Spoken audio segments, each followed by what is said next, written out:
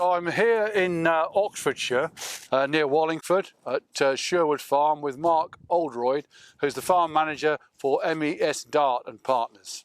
On a lovely day, where the weather follows what we've had all through the winter.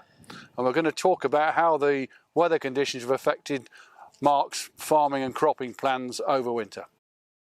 So, Mark, how have the inclement weather conditions affected your cropping plans?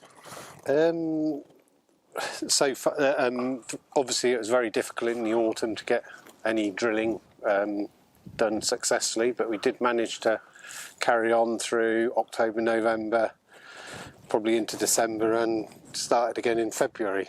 So as this winter cropping's gone, we're pretty well up together on what we wanted to be doing, really. I suppose the big question is how much is going to survive. You obviously had a plan of varieties. Yeah. Has that stayed the same, and how has that been relative to the drilling plan in terms of what you've drilled and when?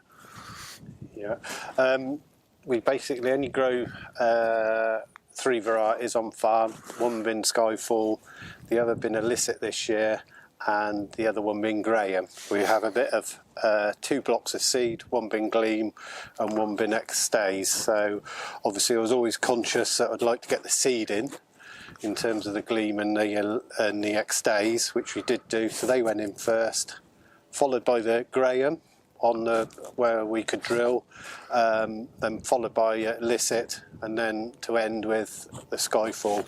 And we have moved, because we were using more seed, we did use those stocks up. So I did order some Balepi, which we have started to drill from the 1st of February.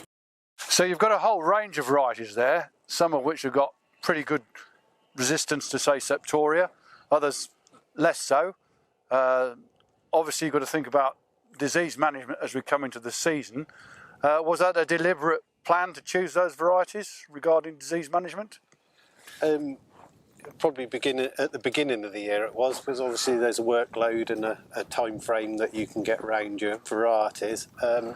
The Graham's purely grown for that we feel we could probably reduce fungicide rates or timings in particular, not necessarily rates. So a T0 is always monitored, and we will use something if necessary, but probably that was the one we will miss out on the Graham. Yeah. Skyfall, we're quite conscious of that early protection or of disease been in the plant would be protected, so we'd always probably apply a T0, so that would get our first sort of effort of spraying. And then the Illicit is probably one we would monitor, and it's a variety where you do or you don't, depending on the season. Obviously in this part of the world as well, we often see yellow rust coming in early. Have you seen anything yet, and would you anticipate having to do something based on history? Rust, quite interesting this year. I haven't seen any yet. Saying that, you know, the crops are very late, so I think it's something we will probably see in the next probably 10 to 30 days.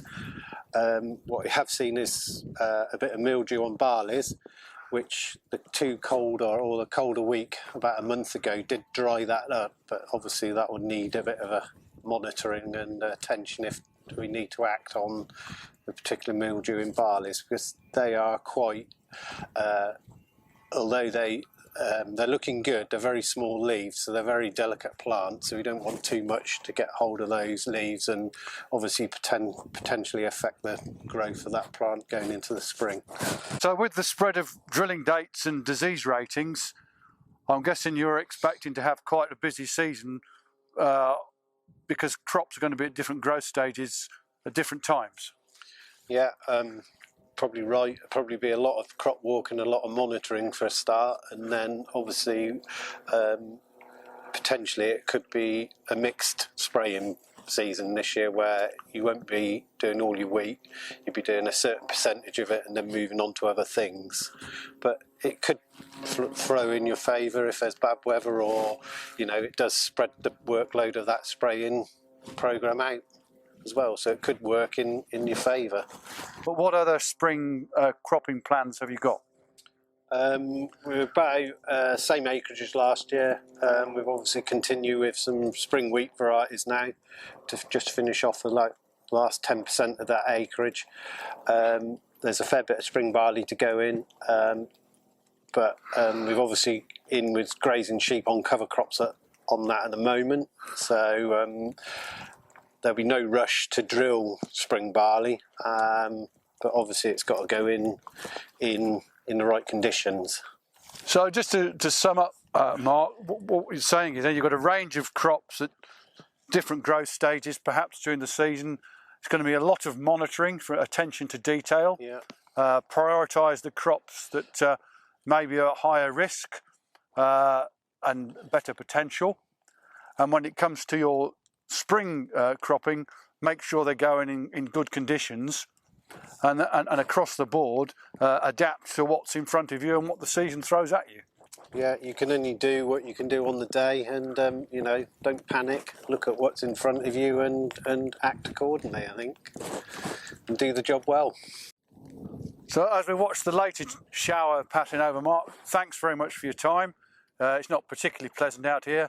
Let's hope the weather picks up and you have a good season and with good results at the end of the day. Yeah, well, welcome, and thank you, and good luck to everyone else. Thank you. Thank you.